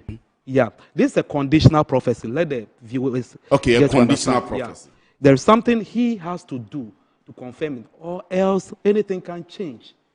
It's not like, as I said about Dr. Bawumia, which I was confident about it. But for NDC, Honorable Esedu Ketia, it's conditional. And anything can change. I will not be surprised that I will see somebody else too. Like who? I mean, Julius Zebra. Anybody. If they are ready, they should come. If only, I'm not forcing you. If you are ready, you should come. We'll be letting you go soon. But did you say that Dr. Bawumia will win the 2028 election? I was at one of the TV stations this morning, and I told them that I believe and I know that one day he will become a president in this nation. But not in 2028. It's too early for me to say it. But you have seen who is winning in Exactly. Exactly. But the one important statement you have made is that God will use you to determine who is the next president in Ghana. I'm telling you. Which is in 2028. By the grace of God. You know, those who are... You know that we will mark your words. You know that when we finish, I'll send you the videos and the questions. Thank you very much. You know that. Last 2 years, yes, I had a vision. The reason why I did not say this is I was waiting. And the same angel that appeared to me by the grace of God. That was an angel appeared to Prophet El Bernard. Do you know that? Yeah, and the same angel appeared to me. And the angel. The same angel that appeared to El Bernard appeared to you. My angel, the angel that appeared to me. Your angel, not that of my his. angel. You know, I mean, one thing about the prophetic ministry is an angelic ministry. People should know. Every prophet worked with angels. So, but they say that, oh, what about the Holy Spirit? Where the Holy Spirit is, angels are there. Everywhere you found the Spirit of God moving, there are angels there. Why do all of you, if I say, I mean, most of the prophets, I mean, one thing, it's about MPP elections. 5 people, 3 say this, 2 say this. Are you not being communicated by the same Spirit or by the same angel or the same God? I think it's the same God. And I don't want to say that God did not speak to someone. I can only say that they all heard from God. But some couldn't decode the message very well. It's about, some of us, you can sleep and you have a dream. But sometimes you will not understand the dream. You need to contact somebody who can decode that dream for you. That's how it is. So when you have the vision, how to decode it is also another stage. You can have a vision, but you cannot decode it very well. And if you are not able to decode your vision well, you cannot get the full outcome. And I am telling you, they were not wrong. Prophet El Bernard was not wrong at all. All the prophets who prophesied about, Honorable Kennedy Agyapong's win, they were not wrong. But it's by interpretation. And they are human. We shouldn't forget that they are humans. And humans are not But angels. he said he was wrong. He has written an apology. He's apologized. He was wrong. Yeah, I don't know why he said that, but to me, I believe he was pushed. He was forced to come out and say that. As humans, sometimes your leaders will force you, go and they will write it for you. I don't think he was the one who wrote it. I said earlier on this morning that he should go out, go and preach. I mean, it's not the first time, the first person who have given a prophetic word and it has not just been fulfilled. I mean, he still have the mandate. He should go on. Have you seen Prophet Pastor Kofi Odro's asking pastors to stay away from politics and probably declaring their stance in public? Have you seen the video? And what do you make of it? You know, Let me just say this. I'm not answering this based on the question you asked. But there's too much hypocrisy. I don't know how to put it. Hypocrisy in the system, for the matter of fact, in the body of Christ, which is very sickening. I am telling you. All right. And these are the same people. Some time ago, lambasted another man of God because he got it wrong. But now things have turned around. I'm not saying that they should lambast anybody, but we should make sure that we should call the spade the spade. I said that each and everybody every prophet have a mandate. If you are not called to do this, don't talk about somebody's, assignment. So there is a man who has just sent me a text. His name is George Krobi Asante. Yeah. You know him? He has been writing on Facebook. I've been following him. So this is a guy. I don't know why he did that though, but he's an officer of the party, of the NPP party, a deputy national communications officer. Wow. He was also technically the campaign manager for the general secretary, Justin Kudia Frimpong, becoming general secretary. Oh, really? He's in Kwabri East. He's in lots of constituencies, and he's very much into the NPP. He says we should greet you for him, and that when you finish, you should pray for him for his next agenda in the NPP. Yeah. And that he will contact you so you look into the future and pray for him with the power that you have. I don't have power. Power belongs to God. It's God. But he wants you to pray for him. Yeah. He wants you to guide. I'm open for everyone. I don't do partisan politics, something like that. I'm not. When I came out and declared for President John Dramani Mahama, I worked in the Ashanti region. All my people. Yeah, that's why he wants you, because he says you were praying for DMB. He declared his support, even as a party national officer, for DMB and went out campaigning for DMB. So if Kennedy Agyapong had won, people would have come after him big time. Exactly. So now he wants you to pray for him. So I will do that. Anyway, so my concern finally, before Bright concludes, is about the destiny-changing actions between now and the end of the year, or at the end of 2028, where we'll see what's happening. But this year, do you see anything that is significant that we should look at from 31st December? Yeah. Yes. We should pray for the parliament. Yes, you mentioned that the last time. I said it the last time. Yes. Is it still the same?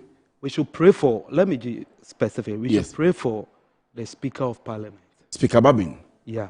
From now to the end of June, I said we should pray. People should take this thing. Yes. We should pray for him. Yes. From now to when? People, to the end of June. We should be praying for him. And we have started praying for him. In your church? Congress? Yeah. My prayer team. Yeah. That between now and June, will he travel? God should have mercy on him. Will he travel? Oh, like that's the only thing I can say, that God should have mercy on him. So we should pray for the Speaker of Parliament, Honorable Speaker Alban Sumanu Babin, between now and June. From now to June.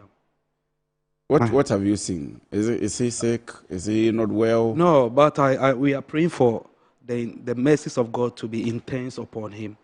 You know, when you say these kind of things, people will be on social media and lambast you. Mm-hmm. But some of us, last year, 31st, I came out and said that we should be praying for the vice president. I said it on my 31st night, and I was specific that in some few weeks, we will not hear bad news. We should be praying. Some few senior men called. Mm-hmm. We did a prophetic direction. We prayed. And God we saw it. We saw the wind. Will you contact Alban Babin? You said? Will you call him? Will you contact him? Should I look for his number for you? No. I have a contact close to him because I want you to contact him directly. Let me tell you, I was give you his number. I was at a Thanksgiving party after the election. I was there with my wife. So if I'm telling you that, I know. But I don't want to call somebody and say, I just want to, we are praying for him. But I want all Ghanaians should be praying for him. People say you are fighting them on Facebook. If you come and write something funny, if you come and consistently, you try to press my neck, I will try to also...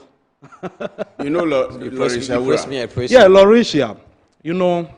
What happened? Let me just say it. I have had a lot of senior men in the NDC have sent me a message. That's why I've ceased fire. And I'll show it to you for evidence sake. Maybe he thought I decided not to mind her because of I respect leadership and I respect some relationships. And the screenshot they sent me, Prophet, don't talk about it. Okay, so we are closing. Yes, because the pressure in my ears is too much. Okay, I've been told to wrap up with him. We are closing, but just to make a point here that I know her personally. In fact, very personally. Okay. I think that she's a very sweet, good person. Very, very I saw sweet. in the realm of the spirit, yes. he's going to contest something, I will tell you. Yes. And he should be praying. Let's talk about that. We'll talk about it, but I think that I would make sure maybe we contact ourselves and come together. I have she's no a problem. very, very sweet person. Oh, I saw that. I can see. This is a very personal reconciliation. I'll thank the both of you for doing this. We'll have to allow Bright to take his show on. Prof, thank you so much for coming. Thank you. I'm really grateful. Yeah. I'll have to pass by your church one of these days. Yeah. And for us as well, for everybody watching Metro TV, like I said, I came in to the studio because of how the NPP elections went. Right. We have covered it excellently well. We'll cover all other elections. The NDC's timetable has come out. So people should watch out what our plans and style of coverage will be. Is Kodua going for the General Secretary? Kodua? I don't know yet. Will he win? Okay, you know what? Let's go for record break. Thank you very much. I'll be here with George Krobia Sant, Deputy National Communications Director for the NPP. But for now, we've been here with Prophet Emmanuel Walasi, Head Pastor for Congress Chapel International in Kumasi. This is Good Afternoon, Ghana. I believe Senior is because he's a head of programs. He will give us extra minutes and make him commit on TV. Stay with us.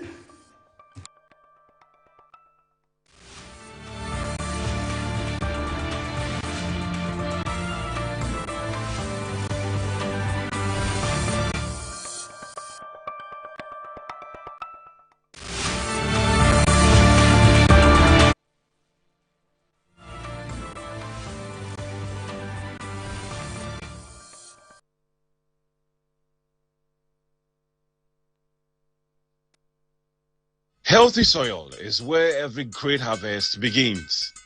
At ACAP, we turn waste into wealth, producing rich organic compost made right here in Ghana for our farmers and our future. Whether you are planting small or big, ACAP compost improves your soil, boosts your yields, and saves you money. Even in your own home garden, give your soil life naturally. ACAP compost, from waste to wealth.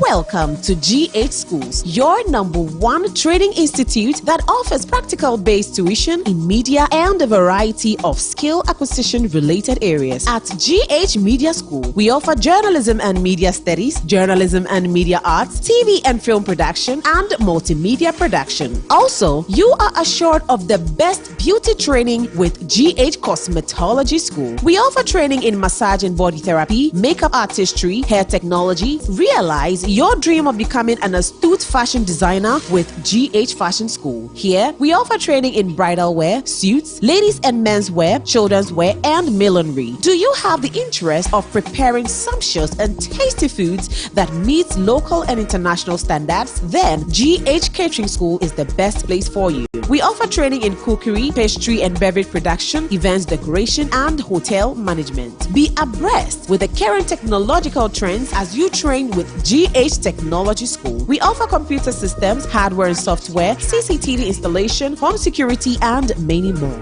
GH Schools makes available well-equipped studios and workstations to give our learners the practical and industrial standard experience during tuition. Hostel facilities are also available. Instant admission is in progress. Register now. Purchase your admission forms online on www.admissions.gaschools.online. Locate us at Achimota Abofu Junction opposite the Shell filling station. You can also contact us on 0544 622 250, 0577 622 250, 0204 622 250, and 0277 622 250. GH Schools. We say train, practice, achieve.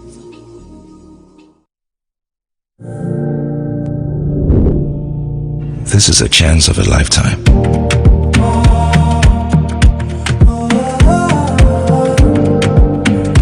My opportunity.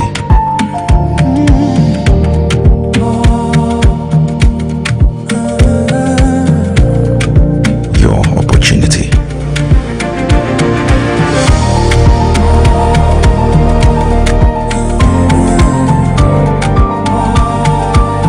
Let's build Ghana together. Come on, let's go.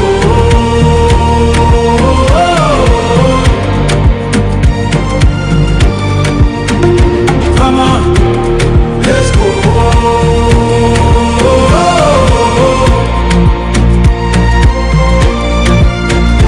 Come on, let's go.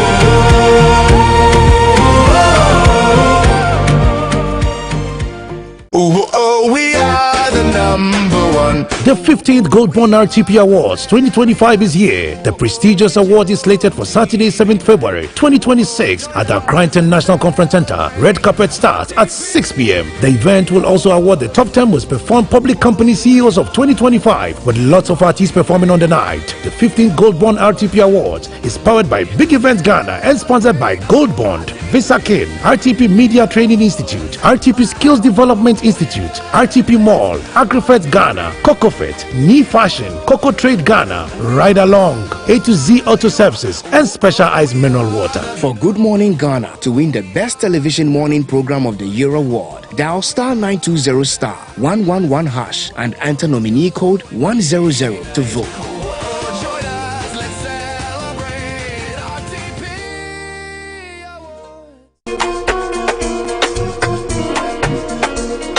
Get ready to splash into love this Valentine's season.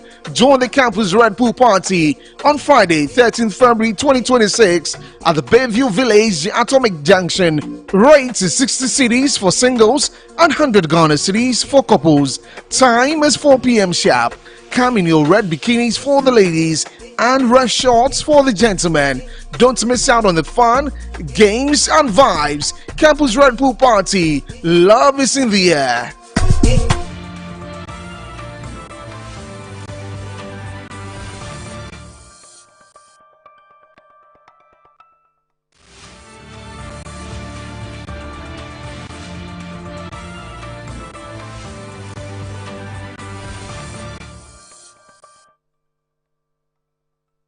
Welcome back. We're still here on Good Afternoon Ghana, and I've gladly been joined by George Krobia Asante, who is the Deputy National Communication Director for the New Patriotic Party, the NPP, and is also eyeing the seat of a national youth organizer. If you ask me if it's early days yet, it's never too early to start campaigning. If you wait till the last day, you might lose it. Thanks so much for joining us. Grateful for you here. Bright, thank you so much for hosting me. You were in white. You are happy. I'm more than happy. Saying I'm happy is an understatement. I'm more than happy, and I'm not happy because the candidate I supported won, but I'm happy because the MPP so far. I said on your platform on Metro TV when I had an interview with Nanansa that the MPP is about making history last Saturday, and indeed we made history. We happen to be the only political party in Ghana that have conducted the most peaceful, the most transparent, the most free, and the most fair presidential elections. Elections that involve over 200,000 delegates, but yet not a single incident of violence was recorded.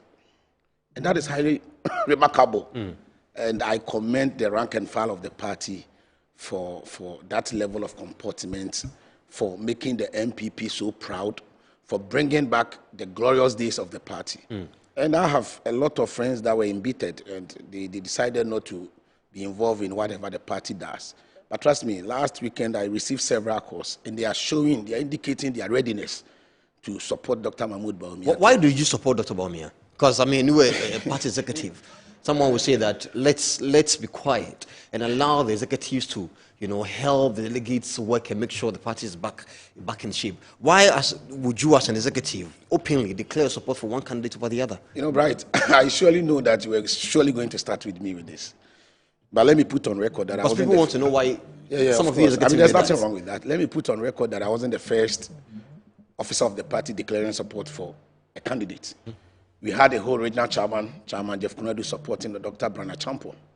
We had my colleague Owusu Bempa Abuapapon supporting Honorable Kennedy Akompreko Ajapon. And if I'm supporting Dr. Mahmoud Bawumia, there's nothing wrong with it. At the end of the day, I'm also a delegate. I have a vote. I have a vote. I have a voice. I have a choice. I'm interested in MPP winning power. At the end of the day, what becomes of my portfolio if we are not able to secure power? Every political party exists to win political power.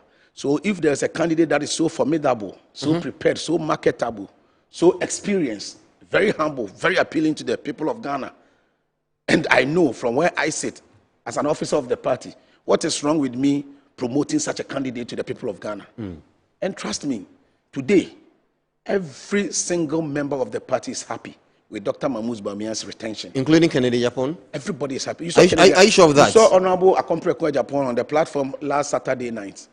You saw him. You saw the statement when he descended from the platform, he spoke to the media. But I wasn't there, so I cannot testify. There's a video to that. But I wasn't there. Okay, so let me tell you, because there's a video to that, where he is telling his supporters not to say that no can no vote, but they should come together and support the elected flag bearer. But he went on to say that we have 3 years to get to the main elections. Anything is possible. What does he mean by that? I wouldn't like to draw much inference into that statement. He made a statement, and in messaging, we have what we call encoding of a message and decoding of the message. The person sending the message understands what exactly he meant by what he said. I wouldn't like to, make a negative interpretation of that statement he made. But shouldn't the party be worried? But I am confident that I am only interested in the statement or the pronouncement he made whilst he mounted the platform at party headquarters. The Ghanaian people listening to him, his supporters listening to him, not just him, all the other aspirants. And that was the marked the beauty of the whole exercise.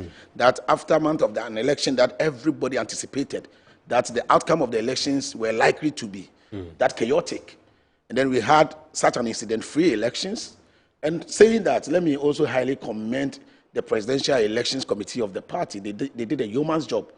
The committee that was led by Honorable Joe Wise, the former Deputy Speaker of Parliament, and then ably supported by the Secretary, Mr. William Yamua, and the other members. Then there's one department that we are not talking about. I'll let you mention that, but I want to find out. You come there. But a quick one. Shouldn't the party be worried about such aftermath, utterances? No, the party is only aware of the statements they made whilst they mounted the platform at the headquarters. Trust me, media reportage, sometimes people can distort information. The party believes so much in what Honorable Kennedy Ajapon said to his followers whilst he mounted the platform. But this is a video circulating on social media. Nobody distorted anything. You are drawing my attention to it. Yes. You are drawing my attention to it. So look into the video and advise accordingly. Right. That can be my response to that. Right. But then I was just making a statement that it's just so unfortunate we are not crediting the IT department of the party for the work they did. Compilation of the album, making sure that the register is so credible and all of this work. Tireless night, people had sleepless nights. They did a yeoman's job, and I think they also deserve to be commended. The IT directorate of the party is headed by Eric Intori and ably deputized by Forsen. Across the regions, we have the IT directors, constituencies, we have IT officers. These guys did a yeoman's job, and I think as we are crediting some committees for the work they did, it is equally important for us to also appreciate the performance or the yeoman's job that has been done by the IT department of the party, and I congratulate them immensely. Have you seen the new call by some persons on social media that Afenyo must go as the majority leader, as the minority leader in parliament? Afenyo must go. Have you seen it? Have you heard it? Right. Frankly speaking, I've not intercepted any such flyer or. You could go on Facebook right now and search. You were just mentioning to me, Jeff Nana Okan. He posted it. But the question is, Afenyo must go now. The question is, what will be their motivation for doing that? Probably siding with Kennedy Japan. Come on, I mean, MPP is a party that believes in freedom of expression, freedom of association. The fact that Afenyo did not support Dr. Mahmoud Bawumia. Afenyo so far has been very, very, very. He has distinguished himself with the position given to him. His performance has been a top notch as a mighty minority leader. Look at how he has been able to unite the rank and file of our minority caucus in parliament. I mean, his contribution to the party development has been immense, and I will not have any reason why an individual or a group of individuals will be advocating for his removal. As a national officer and a deputy director of communications for the party, I mean, this conversation hasn't gotten the attention of the leadership of the party. You just mentioned it to me. Trust me, I've not even intercepted any such flyer or any such hashtag. It looks like the executives are still partying. They're not hearing or seeing what is happening. No, we have every right to party because I mean, the outcome of the elections is remarkable. Was remarkable. I mean, everybody deserves to be happy. This is an election we're entering into. Everybody thought that the MPP was just at the crossroads. I mean, things were going to get out of hand, and if by the grace of God, if by the mercies of God, the party didn't crash, the party didn't collapse. We've come out stronger and united, more formidable than ever.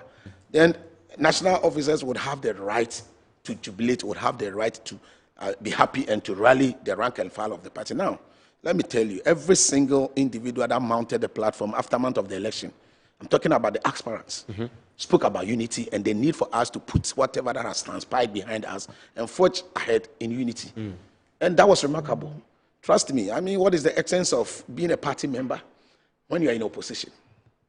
Look at what is happening in the country. Travel across the cocoa growing districts in the country. Cocoa farmers were never given the opportunity to celebrate the Christmas. Go and ask taxi drivers, go and ask tractor drivers, go and ask market women what is happening. Things are not as they expected.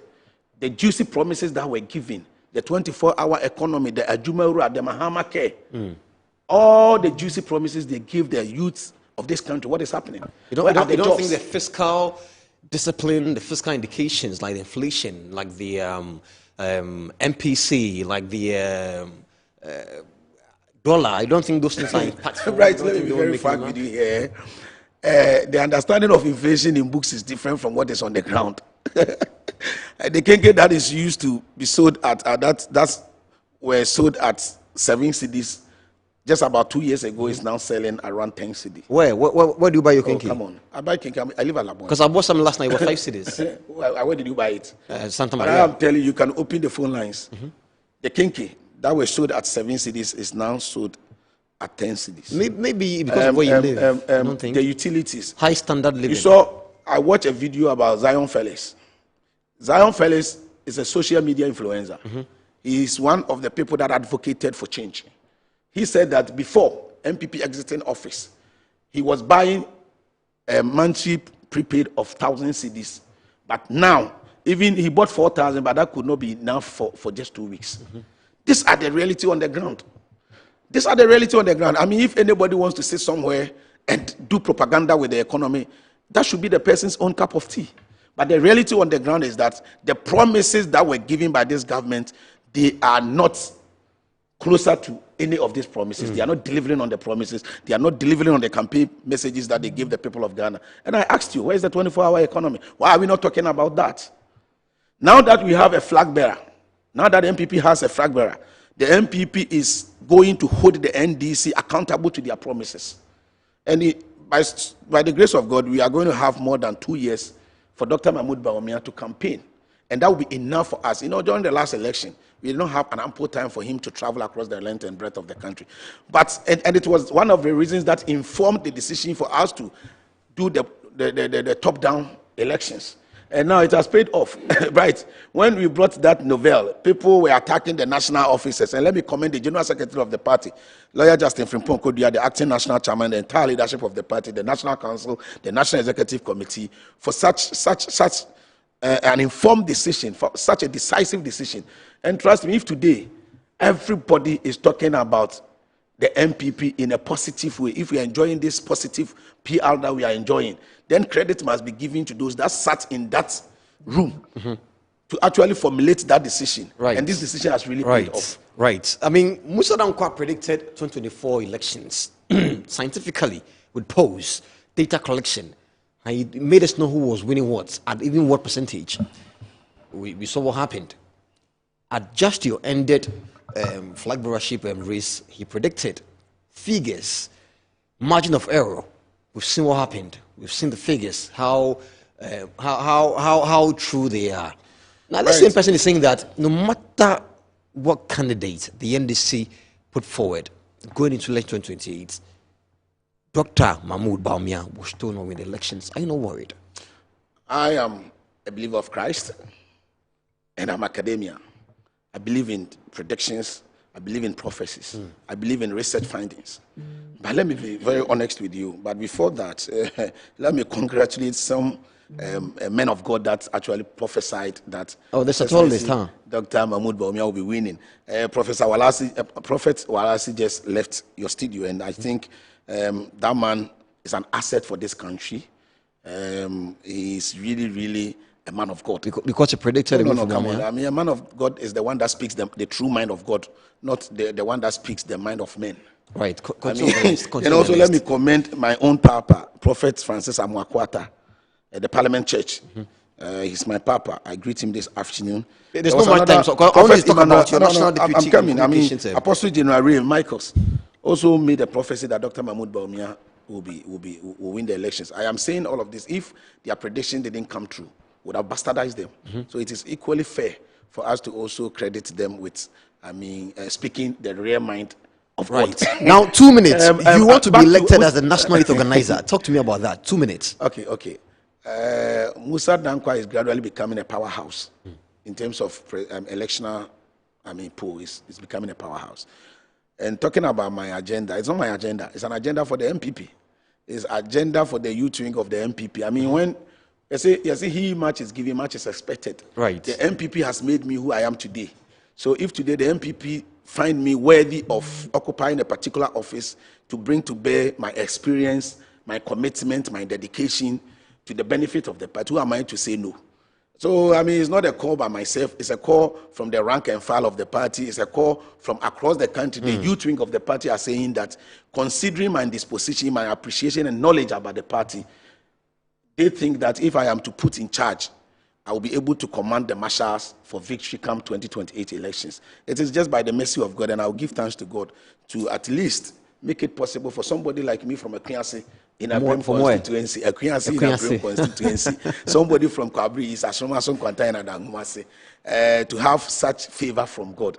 I want to say thank you to the MPP youth, the many youth across the country that believe in my agenda, that believe in my vision, that believe that Krobia is the right candidate to be put ahead for the next National Youth Organizer Contest. I am more than ready to serve the MPP. This is what I've been doing. I take delight in serving the MPP, and trust me, Bright, I think when finally nominations are open, we are still doing consultation behind the scenes. We are talking to those that matter. We are talking to senior patriots. We are talking to people that really have the interest of the party at heart to see if we'll be able to garner their support. So I thank everybody who is rooting for me.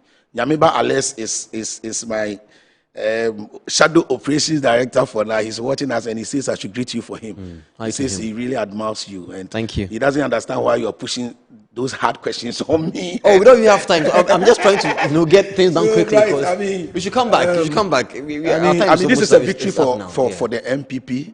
I would want to urge every MPP member The time for calling names, the time for jubilating, the time for faction is over. Now we have just one candidate, Right. we have just one political party. Let's all unite our rank and file and support Dr. Mahmoud Bawumia, inshallah, to unseat this reckless, careless, insensitive administration that is tormenting Ghanaian people. Right. Inshallah, you see some other time. I've been here with George Krobia Asante, Deputy National Communication Director of the MPP, who is also eyeing the seat of a national youth organizer. I am right. Then I could see Amenim. Have a good afternoon. Bye.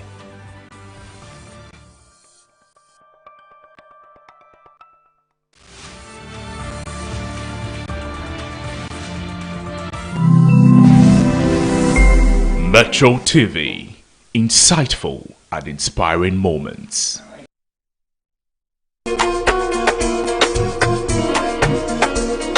Get ready to splash into love this Valentine's season.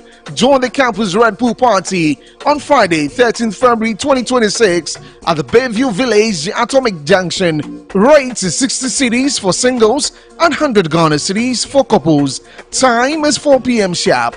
Come in your red bikinis for the ladies